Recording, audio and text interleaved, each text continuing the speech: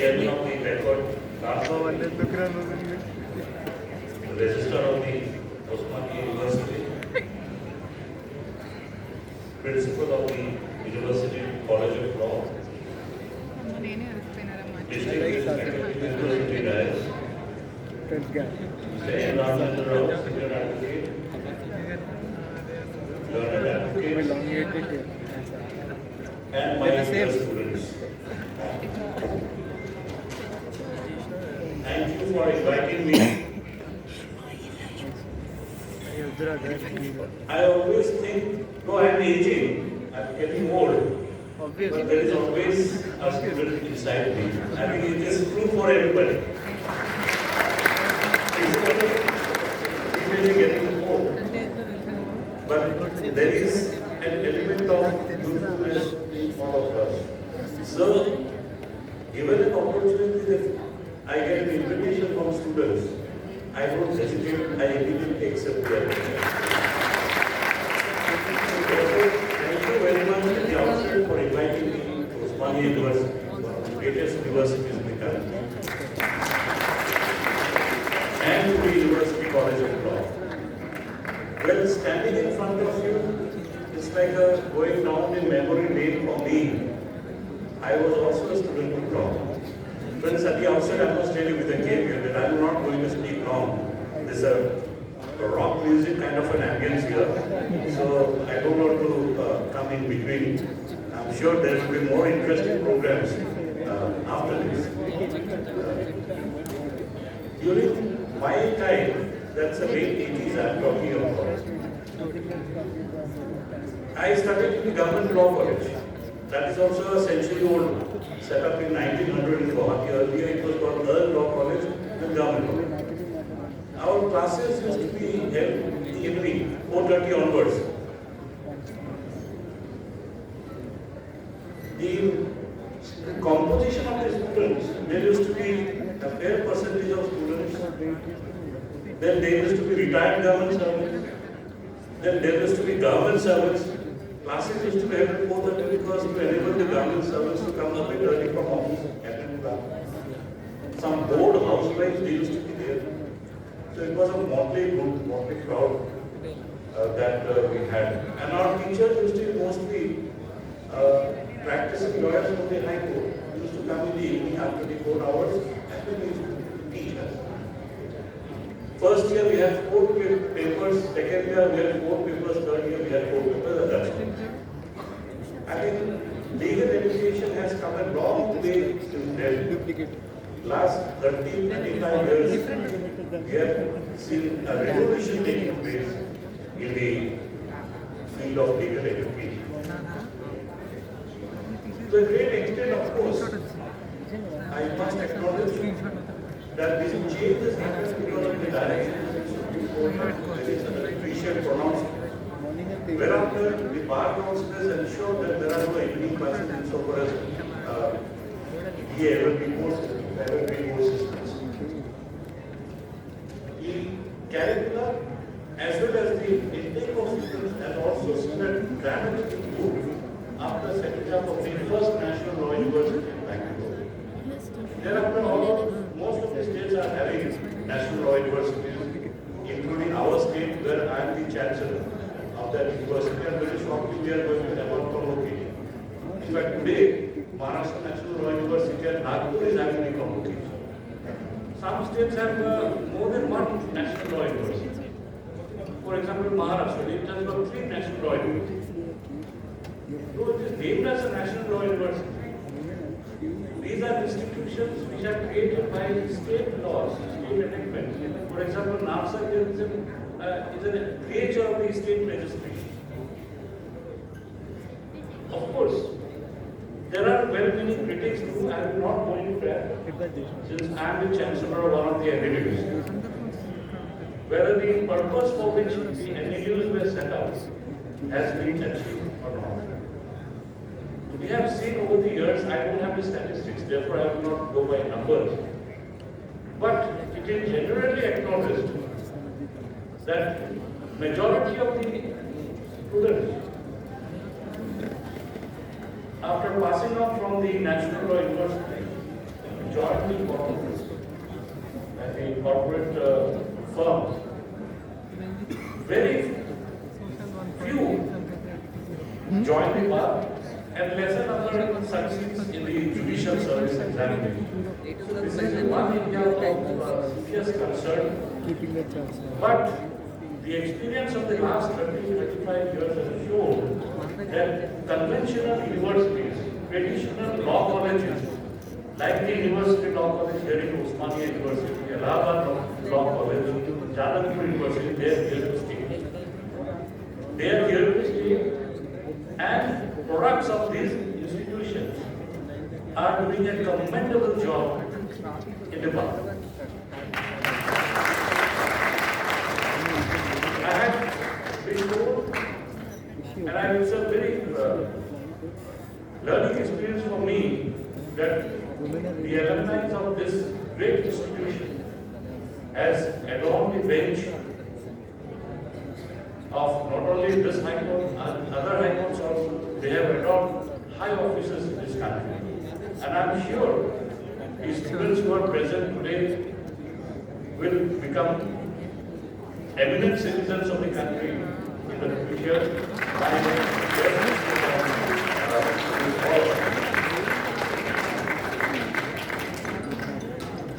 I also take this opportunity to congratulate all the students who had participated in this festival, literally an arts festival, Lucimus. My pronunciation is correct, Lucimus? And quote, it means, it's a Latin word which means we lead. The society, the community looks towards the students.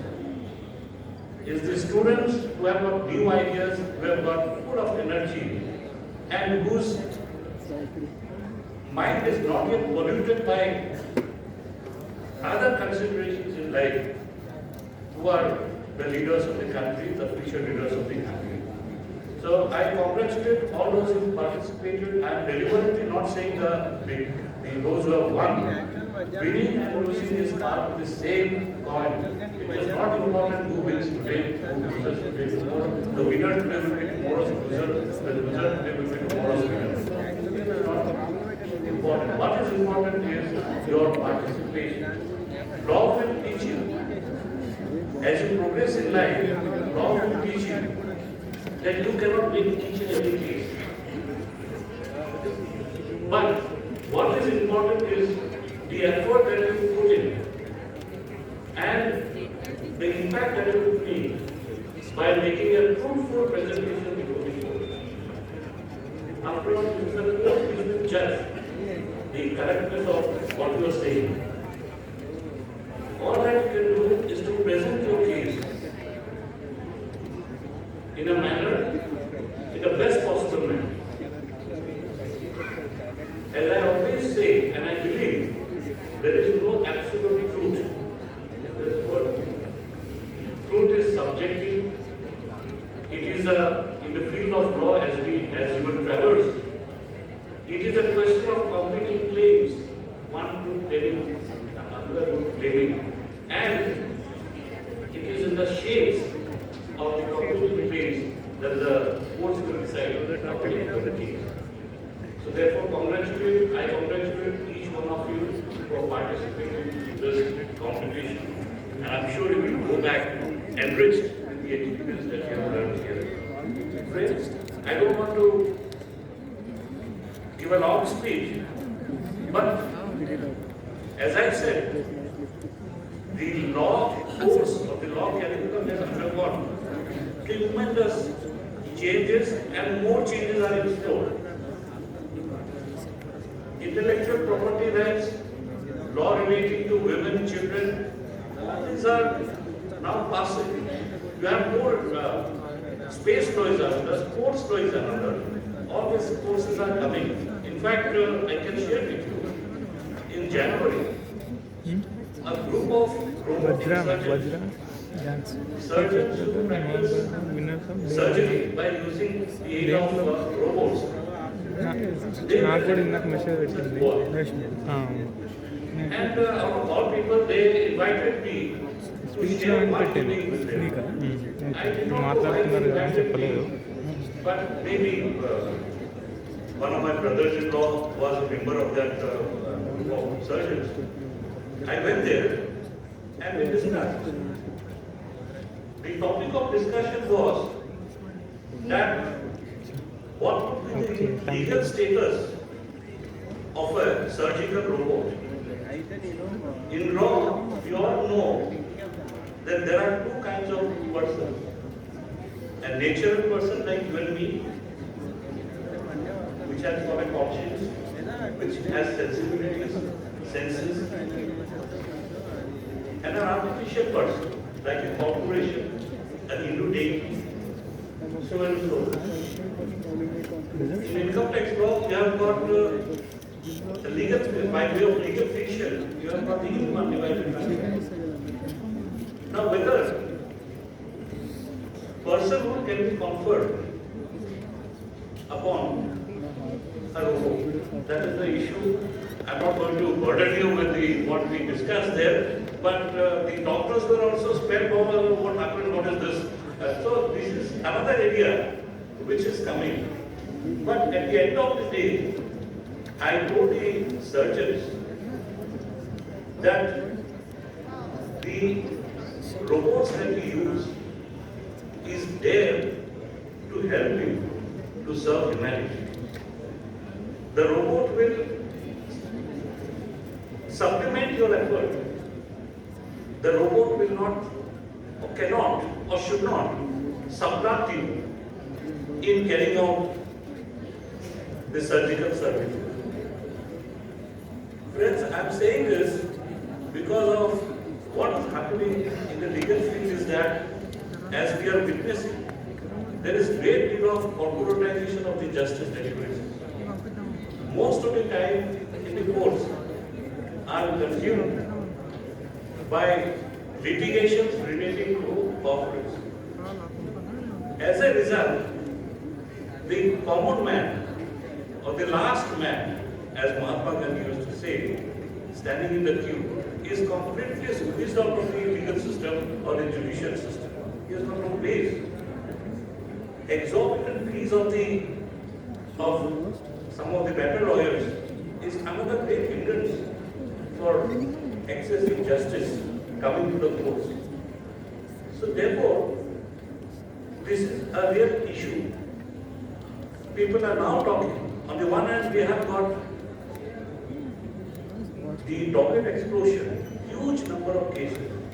In Telangana High Court, when I took over as Chief Justice, we had arrears of 242,000 cases. Now, as per the latest, yesterday's statistics, it has come down to 232,000. 232,000 is also a huge number. And if you look at the figures of the trial courts, district courts, it will be more than 10 lakh cases are pending in the state of Telangana. So how to tackle this? How to go about this? So therefore, as you must have studied in your civil procedure code, section 89 was introduced there, providing for alternative dispute resolution mechanism for resolution of disputes. All disputes need not come to court. All disputes cannot be solved by the court. We follow the common law system and adversary system.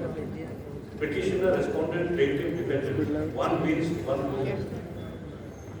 Can we not look at a system where it is a win-win situation for both by adopting a give-and-take policy? It is in that context that mediation, conciliation, settlement has assumed great importance. Friends,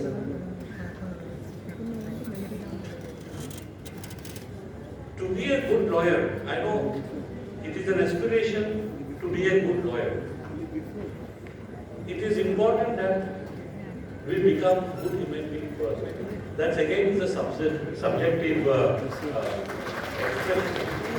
It is necessary that we are good human beings first, then only we can become good lawyers.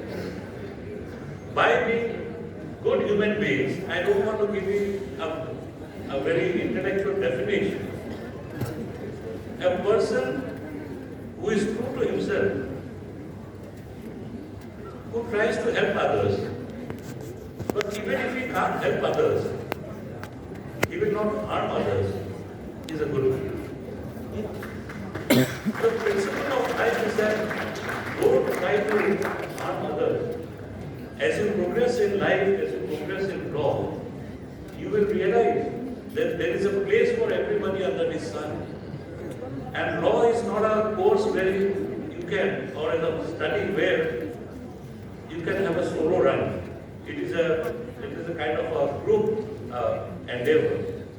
So, there is no thing like you can proceed or you can succeed at the cost of others. Your success must be yours. Your success must be based on your hard work and studies and merit and perseverance, not at the cost of others.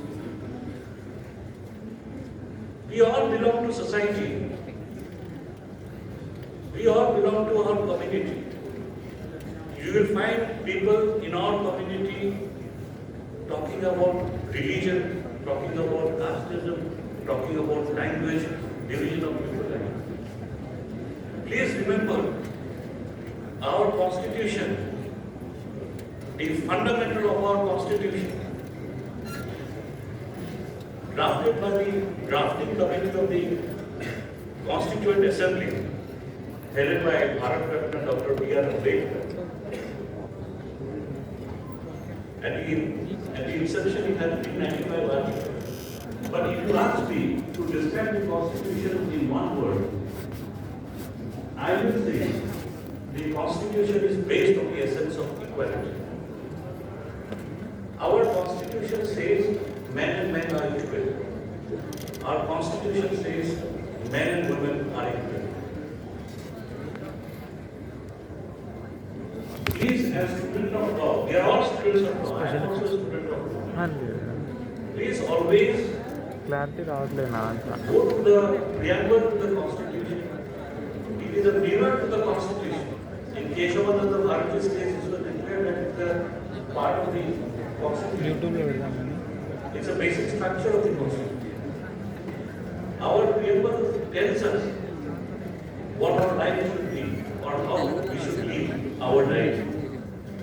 In fact, I still remember when I first came to Bombay, one of my colleagues there, he presented me a carved out preamble, and I remember it always by the side of my table.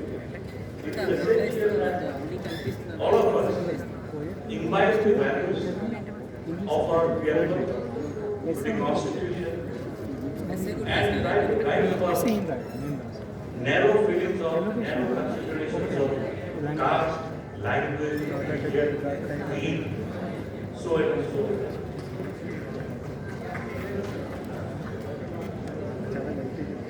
Grandville Hostel, a scholar of Indian Constitution, history of Indian Constitution, has described the Indian Constitution as a social document. The primary objective of it is to build a democratic and equitable society. I would add, it is a living document.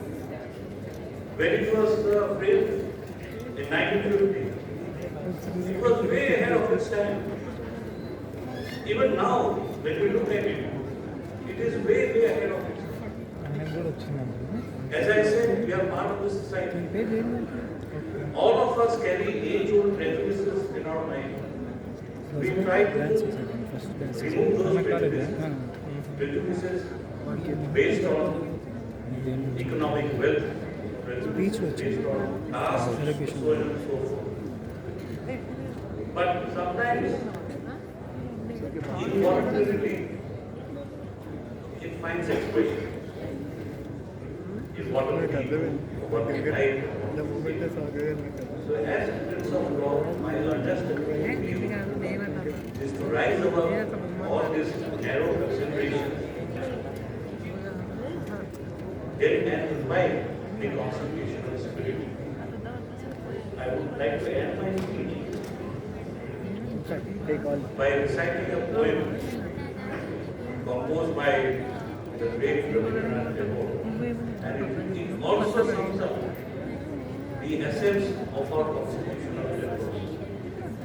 Gurudev had said, where the mind is without fear and the head is alive, where knowledge is free, where the world has not been broken up into fragments by narrow domestic walls, where words come out from the depth of truth, where tireless striving stretches its arms towards perfection, where the clear stream of reason has not lost its way into the dreary desert sand of dead habits, where the mind is led forward by need into ever-widening thought and action, in that heaven of freedom my Father led my me.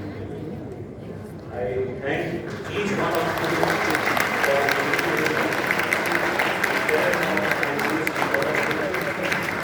my good wishes and blessings to each one of you. May you be successful in whatever avocation you choose in life. You may be good lawyers, you may be good judges, you may be good politicians, you may be good social scientists. God bless all of you. Thank you very much.